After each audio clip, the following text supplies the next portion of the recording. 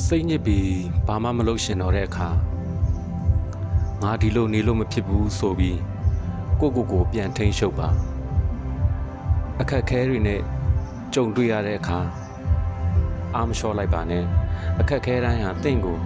ကြန့်ခိုင်တန်မာစေပါတယ်ကိုအားကိုပြီးအရောက်လှမ်းသွားမဲ့ပန်းနိုင်တစ်ခုအိမ်မက်လေးတစ်ခုဖန်တီးရယူပါတခါတလေငိုစရာရှိရင်လူမရှိတဲ့တနေရာသွားပြီးပေါ်ပြစ်လိုက်ပါငိုသိရင်လည်းငိုလိုက်ပါမငိုတာကြရင်မငိုတတ်တဲ့သူဖြစ်သွားနိုင်တယ်တခါတလေ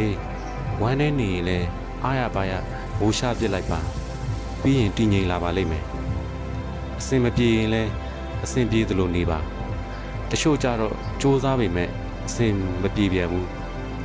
မစူးစမ်းပဲထိုင်နေရင်ဟိုအစင်မပြေဖြစ်သွားကြတယ်ထပ်ပြီးစူးစမ်းပါ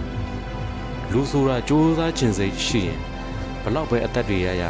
ဖြစ်လာနိုင်ပါတယ်ဆုံးရှုံးမှုတွေရှိရင်လည်းစိတ်ကိုဖြေပြီးနောက်တစ်ချိန်မမအောင်သတိပြုပါဇွဲကောင်းတဲ့စုံကြုံခြင်းဆိုတာဘယ်တော့မှမရှိနိုင်သလိုလန်တဝက်တင်လက်လျှော့လိုက်တဲ့အောင်မြင်ခြင်းဆိုတာလည်းမရှိနိုင်ပါဘူးအကောင်းစားရည်မွေးတွေနဲ့မလိုပါဘူးကိုချင်းတရားကောင်းအောင်နေပါကိုချင်းတရားကောင်းနေရင်စိတ်ထားကောင်းရင်ကိုသိရင်ကမွေးနေမှာပါအမှားရှိခဲ့တိုင်းလည်းအပြစ်မဟုတ်ပါဘူးရှုပ်အမှားတွေကတန့်ရှင်းပါတယ်လူသားတိုင်းအမှားနဲ့မကင်းနိုင်သလိုအမှားရှိမှအမှန်ဆိုတာဖြစ်လာခဲ့တာပါအဓိကအမှားတွေကိုသင်ခန်းစာဖြစ်ရယူပြီးနောက်ထပ်တစ်ခါထပ်မမှားဖို့အမှားထဲမှာတဝဲလေမနေတတ်ဖို့လိုတယ်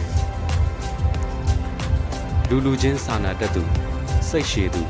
ပညာဉာဏ်ကြီးမားသူနားလည်ခွင့်လွတ်ပေးနိုင်သူသူဖြစ်အောင်ကြိုးစားပါဘဝမှာတန်ဖိုးရှိဆုံးအရာဟာတခြားမဟုတ်ဘူးအသက်ရှင်နေတာပါအားလုံးမှာတန်ဖိုးရှိဆုံးအရာကိုပိုင်ဆိုင်နေတယ်ဆိုတာမမေ့ပါနဲ့အားနည်းချက်ရှိလို့လဲစိတ်ညစ်ပြီးအားမငယ်ပါနဲ့လူတိုင်းမှာအားနည်းချက်ကိုစီရှိကြသလိုပြည့်စုံတဲ့လူရဲ့လို့လောကမှာမရှိပါဘူးဒါကြောင့်အားငယ်ပြီးစိတ်မပြတ်ပါနဲ့ဝေးရပါစိတ်ထားလေးလှဖို့ကအဓိကပါစိတ်ထားလိုက်ရင်ဘဝလှပါတယ်